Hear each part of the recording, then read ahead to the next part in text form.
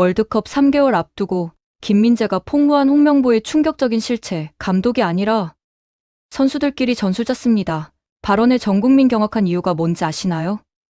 지금 대한민국 축구 팬들 사이에서는 완전히 폭발 직전의 분위기가 형성되고 있거든요. 유럽 원정에서 코트디부아르에게 0대4 참패, 오스트리아에게 0대1 패배를 당하고 돌아온 홍명보 감독이 귀국 인터뷰에서 뭐라고 했는지 아세요? 전술적으로는 어느 정도 완성이 됐다고 말했어요. 이 말을 들은 순간 전국의 축구 팬들은 집단으로 헛웃음을 터뜨렸죠. 왜냐하면 경기 직후 김민재 선수가 인터뷰에서 뭐라고 했냐면 선수들끼리 소통을 많이 했다. 서로 이야기를 나누며 압박 타이밍과 위치 선정을 맞췄다고 말했거든요. 여러분, 이게 무슨 뜻인지 아시겠어요? 감독의 전술 지시가 아니라 선수들이 직접 라커룸에서 머리를 맞대고 야, 우리 이렇게 뛰자 하면서 전술을 짜서 경기에 나갔다는 얘기예요. 연봉 20억을 받는 감독이 있는데 선수들이 자체적으로 전술 회의를 해야 하는 이 황당한 상황을 어떻게 받아들여야 할까요? 더 가관인 건 그 감독이 전술이 완성됐다고 자화자찬하고 있다는 거죠.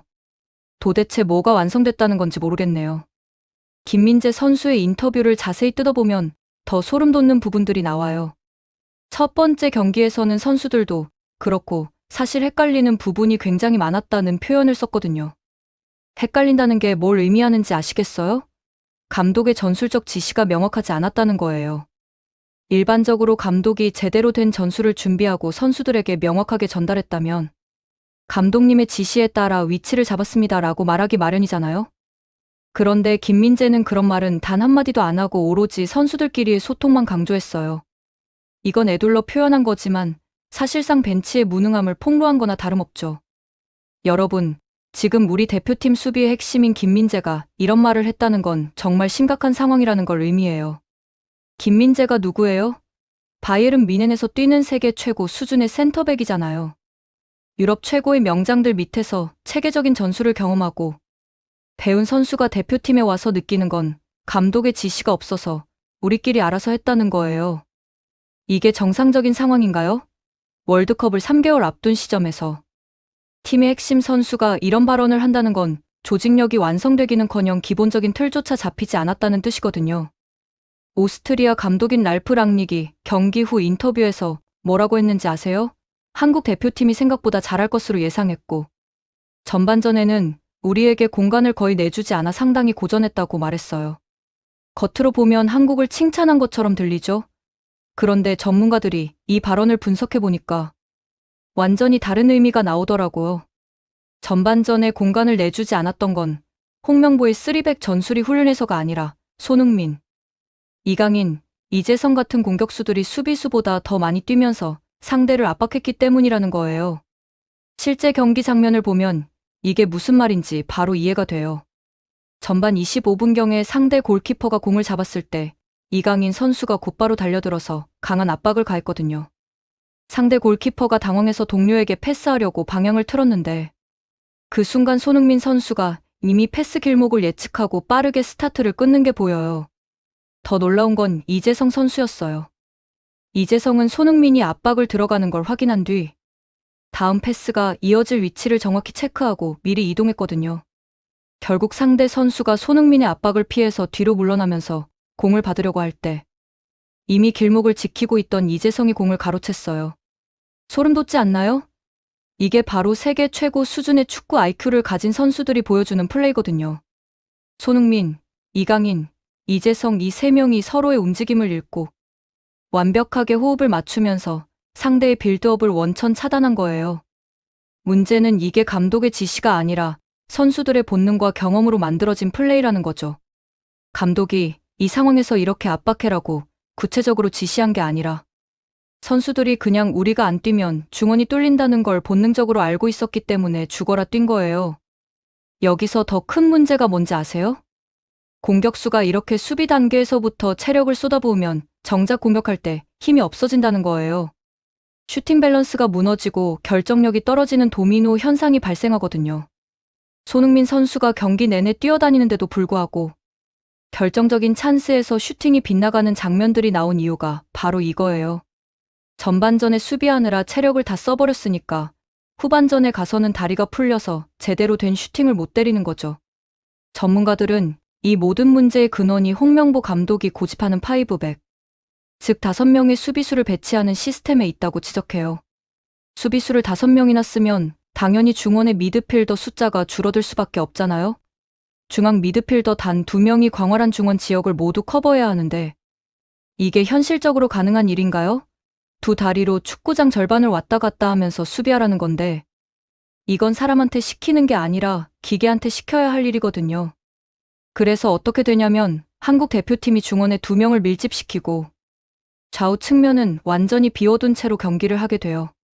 상대팀이 이걸 보고 아, 얘네 측면이 약하네 라고 판단하고 측면을 집중적으로 공략하기 시작하면 대참사가 벌어지는 거죠.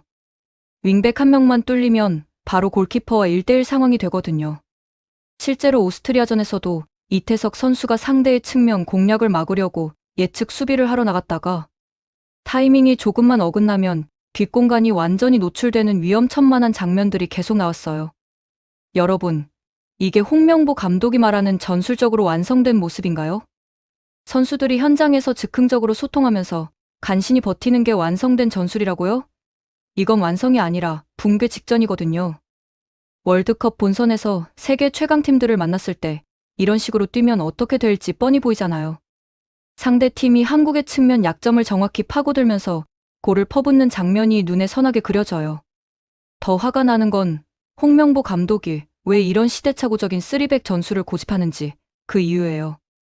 전문가들의 분석에 따르면 홍명보가 2002년 한일 월드컵의 기억에 사로잡혀 있다는 거예요.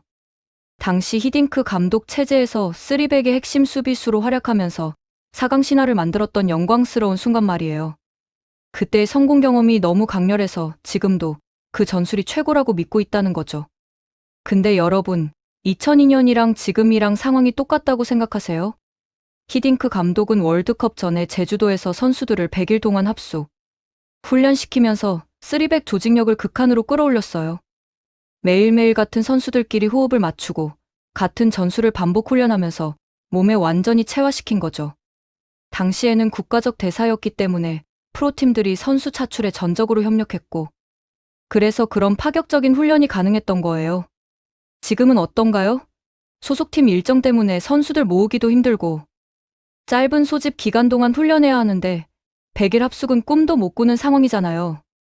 더 중요한 건 지금 대표팀 선수들이 각자의 소속팀에서 3백을 거의 안 쓴다는 거예요.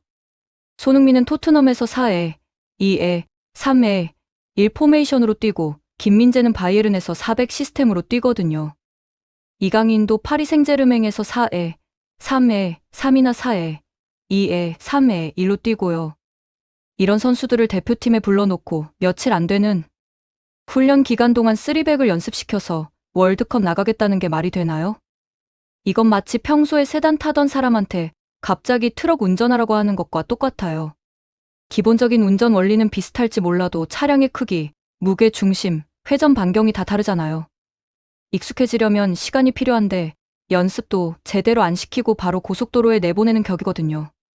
사고 안 나면 그게 이상한 거죠. 팬들이 정말 분노하는 지점이 바로 여기예요.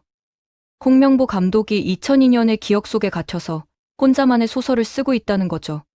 4강 신화는 기억하면서 정작 본인이 4위전에서 어이없는 실수로 골을 내준 건 기억 못하는 것 같다는 조롱까지 나오고 있어요. 과거의 영광에 취해서 현실을 직시하지 못하고 있다는 비판이죠. 더 가관인 건 홍명보 감독 혼자만 전술이 완성됐다고 착각하고 있다는 거예요. 김민재는 선수들끼리 소통했다고 말하고 팬들은 전술이 엉망이다라고 외치고 있는데 정작 감독만 잘하고 있다고 생각하는 이 기가 막힌 상황 말이에요. 이건 마치 배가 침몰하고 있는데 선장만 순항 중입니다라고 말하는 것과 같아요. 여러분, 지금 우리 대표팀에는 정말 대단한 선수들이 있어요. 손흥민은 프리미어리그에서 수년간 최고의 활약을 펼치고 있는 월드클래스 공격수고요. 김민재는 바이에른 뮌헨이라는 독일 최고의 명문 클럽에서 주전으로 뛰는 세계적인 수비수예요. 이강인은 파리 생제르맹에서 네이마르, 음바페 같은 선수들과 경쟁하면서 실력을 인정받고 있고요. 이재성도 분데스리가에서 꾸준히 좋은 모습을 보여주고 있잖아요. 이런 황금 세대 선수들을 데리고도 감독 한 명의 전술적 무능과 아집 때문에 팀이 침몰하고 있다는 게 정말 답답한 거예요. 다른 나라 같으면 이 정도 선수층을 가지고 있으면 월드컵 16강은 기본이고 8강도 노릴 만한 전력이거든요. 근데 우리는 감독 때문에 조별리그 탈락도 걱정해야 하는 상황이에요. 코트디부아르 전공의 4참패를 생각해보세요. 사골이나 먹혔어요. 사골이요. 이게 얼마나 충격적인 스코어인지 아시겠어요? 친선 경기라고 해도 월드컵을 3개월 앞둔 시점에서 이런 결과가 나온다는 건 팀에 심각한 문제가 있다는 신호거든요. 그런데 홍명보 감독은 이 결과를 보고도 전술을 바꿀 생각을 안 해요. 오히려 3백은 계속 가져간다고 못을 박았죠. 오스트리아전은 그나마 0-1로 졌으니까 선방했다고 생각할 수도 있어요. 근데 이게 진짜 감독의 전술 덕분이었을까요? 아니죠. 김민재가 직접 말했잖아요. 선수들끼리 소통을 많이 했다고요. 선수들이 코트디부아르전의 대참사를 겪고 나서 이대로 가면 안 되겠다는 위기감을 느끼고 자기들끼리 모여서 우리가 뭘 해야 할지 논의한 결과예요. 감독이 아니라 선수들의 자구책으로 간신히 실점을 줄인 거라고요. 여기서 정말 소름 끼치는 부분이 또 있어요. 오스트리아 감독 랑닉이 후반전에 우리가 전술적인 변화를 시도했고 그 결과 골을 넣었다고 말했거든요. 상대 감독은 전반전을 분석하고 후반전에 전술을 바꿔서 골을 넣은 건데 홍명보 감독은 뭘 했나요? 아무것도 안 했어요. 선수 교체도 늦었고 전술적 변화도 없었고 그냥 똑같은 3백으로 끝까지 밀어붙였죠. 이게 바로 감독의 역량 차이예요. 랑닉 감독은 전반전 45분을 보고 한국의 약점을 파악해서 후반전에 측면 공략을 강화했어요. 그리고 그게 골로 연결됐죠. 반면에 홍명보 감독은 코트디부아르전에서 0-4로 참패를 당하고도 오스트리아전에서 똑같은 전술을 들고 나왔어요. 학습 능력이 전혀 없는 거죠. 여러분, 감독이라는 직책이 왜 필요한지 아세요? 선수들이 경기에 집중할 수 있도록 전술적인 틀을 만들어주고 상대의 전술을 분석해서 대응 방안을 준비하고 경기 중에도 상황에 따라 유연하게 전술을 바꿔주는 역할을 하라고 있는 거잖아요. 근데 지금 홍명보 감독은 이 중에서 뭘 하고 있나요? 아무것도 안 해요. 전술적 틀도 없고 상대 분석도 안 되어 있고 경기 중 대응도 없어요. 그러니까 선수들이 직접 나서서 우리가 알아서 해야겠다는 생각을 하게 되는 거예요. 김민재가 인터뷰에서 선수들끼리 소통을 많이 했다고 말한 게 단순히 팀워크가 좋다는 의미가 아니에요. 이건 감독한테서는 아무런 도움도 못 받고 있으니까 우리가 알아서 해결했다는 뜻이거든요. 애둘러 표현했지만 사실상 감독을 디스한 거나 마찬가지예요. 김민재 같은 선수가 이런 말을 한다는 게 얼마나 이례적인지 아세요? 보통 선수들은 팀의 분위기를 해치지 않으려고 감독을 공개적으로 비판하지 않거든요. 특히 대표팀에서는 더더욱 그래요. 국가를 대표하는 팀이니까 내부 문제를 밖으로 드러내는 걸 꺼리죠. 그런데 김민재가 이런 발언을 했다는 건 그만큼 상황이 심각하다는 거예요. 더 이상 참을 수 없는 수준까지 왔다는 의미죠. 생각해 보세요. 김민재는 바이에른 뮌헨에서 뛰면서 세계 최고 수준의 감독들과 함께 일해봤어요. 토마스 투엘 같은 명장 밑에서 체계적인 전술 교육을 받고 매 경기 상세한 상대 분석 자료를 받아보고 경기 중에도 벤치에서 실시간으로 지시가 내려오는 걸 경험했죠. 그런 선수가 대표팀에 와서 느끼는 건 여기는 아무것도 준비가 안 되어 있네라는 거예요. 손흥민도 마찬가지예요. 토트넘에서 포스테코글루, 콘테, 무리뉴 같은 세계적인 감독들 밑에서 뛰어봤잖아요. 무리뉴는 전술의 귀재로 불리는 사람이고 콘테는 조직력의 화신이며 포스테코글루는 공격 축구의 마에스트로예요. 이런 감독들 밑에서 경험을 쌓은 손흥민이 대표팀에서 느끼는 괴리감이 얼마나 클지 상상이 가시나요? 이강인도 파리 생제르맹에서 루이스 엘리케라는 바르셀로나 출신의 명장 밑에서 뛰고 있어요. 루이스 엘리케는 바르사 시절 MSN 메시, 수아레스, 네이마르 트리오를 이끌고 트래블을 달성한 감독이거든요. 전술적 이해도가 엄청나게 높은 사람이에요. 그런 감독 밑에서 배우고 있는 이강인이 대표팀에 와서 여기는 전술이 없네? 라고 느낀다면 어떻겠어요? 이재성은 독일 분데스리가에서 수년간 뛰면서 유럽 축구의 시스템을 몸으로 체득했어요. 분데스리가는 전술적 완성도로 유명한 리그거든요. 감독들의 수준이 높고 팀 전술이 체계적으로 잘 짜여 있어요. 그런 환경에서 오랫동안 뛴 이재성이 대표팀의 혼란스러운 전술 상황을 보면 답답할 수밖에 없겠죠. 결국 이 모든 선수들이 공통적으로 느끼는 건 소속팀에서는 감독이 모든 걸 준비해주는데 대표팀에 오면 우리가 알아서 해야 한다는 거예요. 이게 정상인가요? 연봉 20억을 받는 감독이 있는데 선수들이 자기들끼리 전술회의를 해야 하는 게 말이 되나요? 더 화가 나는 건 정몽규 회장의 태도예요. 지금 전 국민이 홍명보 감독의 경질을 요구하고 있는데 정몽규는 꿈쩍도 안 해요. 왜 그럴까요? 홍명보가 정몽규의 측근이기 때문이죠. 실력이 아니라 줄을 잘 타서 감독이 된 사람을 어떻게 자를 수 있겠어요. 자르면 자기 얼굴에 침 뱉는 격이 되니까 끝까지 밀어주는 거예요. 이게 바로 한국 축구의 고질적인 문제예요. 실력이 아니라 인맥으로 자리를 차지하고 그 자리를 지키기 위해 온갖 꼼수를 부리는 거죠. 정몽규는 KFA 회장 자리를 몇 번이나 연임했어요? 이미 한참 전에 물러났어야 할 사람이 계속 자리를 지키고 있고 그 밑에 있는 사람들도 다 자기 사람들로 채워 넣었어요. 홍명보도 그중 한 명이고요. 여러분, 일본 대표팀 상황 한번 봐요. 일본은 같은 시기에 유럽 원정을 다녀왔는데 결과가 어땠는지 아세요? 독일을 상대로 승리를 거뒀어요. 독일이요. 2014년 브라질 월드컵 우승국이고 항상 월드컵 우승 후보에 드는 팀이잖아요. 그런 독일을 일본이 이긴 거예요. 일본은 지금 초비상이에요. 좋은 의미로요. 자신감이 하늘을 찌르고 있거든요. 유럽 강호를 꺾으면서 우리도 세계 최강 팀들과 붙어볼 만하다는 자신감을 얻었어요. 반면에 우리는 뭐예요? 코트디부아르한테 0-4로 발리고 오스트리아한테도 졌어요. 이게 바로 감독 역량의 차이예요. 일본 감독은 누구예요? 모리야스 하지메라는 일본인 감독이에요. 유럽의 빅클럽에서 뛴 선수 출신도 아니고 화려한 경력을 가진 것도 아니에요. 그냥 일본 축구를 오랫동안 공부하고 분석한 사람이죠. 근데 이 사람이 일본 대표팀을 체계적으로 잘 이끌고 있어요. 선수들이 감독의 전술을 명확히 이해하고 있고 그걸 경기장에서 구현해내고 있거든요. 우리는 뭐예요? 2002년 월드컵의 영광에 취해서 20년 전 전술을 그대로 우려먹으려고 하는 감독이 있어요. 시대가 바뀌었고 축구 트렌드가 완전히 달라졌는데 아직도 과거에 갇혀 있는 거죠. 이게 바로 한국 축구가 일본에게 추월당한 이유예요. 솔직히 말해서 선수 개개인의 기량만 보면 우리가 일본보다 딸릴 게 없어요. 아니, 오히려 더 나은 부분도 많죠. 손흥민 같은 월드클래스는 일본에도 없잖아요. 김민재도 세계 최고 수준의 센터백이고요. 이강인의 재능도 일본의 어떤 선수보다 뛰어나요. 그런데 왜 대표팀 성적은 일본이 더 좋을까요? 바로 감독의 차이예요. 일본은 시스템이 잘 돌아가고 있어요.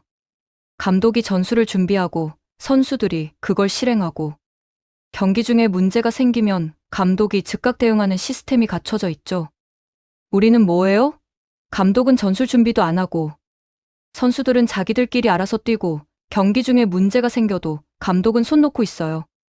이런 상황에서 월드컵을 3개월 앞두고 있다는 게 정말 무섭고 답답해요. 3개월 뒤면 본선이거든요. 조별리그부터 시작해서 16강, 8강 토너먼트가 기다리고 있어요. 지금 이 상태로 월드컵에 나가면 어떻게 될까요? 뻔히 보이잖아요. 조별리그에서 탈락할 거예요. 아니, 조별리그 탈락도 운이 좋아야 하는 거예요.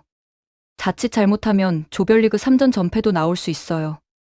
코트디부아르한테 0-4로 진 거 보셨잖아요. 월드컵 본선에서 우리보다 훨씬 강한 팀들을 만났을 때 어떻게 될지 상상이 가시나요? 0-5, 0-6도 충분히 나올 수 있어요. 그런데 홍명보 감독은 이런 위기감을 전혀 못 느끼고 있어요. 아니, 느끼고 있는지도 모르겠네요. 만약 느끼고 있다면 전술적으로 완성되었다는 말을 할 리가 없으니까요. 이건 완전히 현실 인식이 안 되어 있는 거예요. 배가 침몰하고 있는데 선장이 우리 잘 가고 있어요 라고 말하는 격이죠. 정말 답답한 건 이 상황을 바꿀 방법이 마땅치 않다는 거예요. 감독을 경질하려면 정몽규 회장이 결단을 내려야 하는데 정몽규는 절대 안 할 거거든요. 왜냐하면 홍명보는 자기가 밀어준 사람이니까요. 자기 결정이 틀렸다는 걸 인정하는 게 되니까 끝까지 버틸 거예요. 팬들은 지금 절망하고 있어요. 황금 세대라고 불리는 이 선수들로 뭔가 좋은 결과를 만들어낼 수 있을 거라고 기대했는데 감독 한 명 때문에 모든 게 물거품이 되고 있으니까요. 손흥민의 나이가 몇 살이에요? 이미 30대 중반이에요. 이번 월드컵을 놓치면 다음 월드컵까지 갈 수 있을지도 모르는 상황이죠. 김민재도 지금이 전성기인데 이 기회를 날려버리면 다시 올 기회가 없을 수도 있어요. 이강인은 아직 젊으니까 다음 월드컵도 뛸 수 있겠지만 지금 이 순간의 경험이 얼마나 중요한지 아세요? 젊을 때 큰 대회에서 좋은 성적을 내면 그게 자산이 되어서 선수 커리어 전체에 도움이 되거든요. 근데 이번 월드컵에서 조별리그 탈락 같은 나쁜 기억을 안고 가면 그게 트라우마가 될 수도 있어요. 재밌게 보셨다면 구독과 좋아요, 알림 설정 부탁드립니다.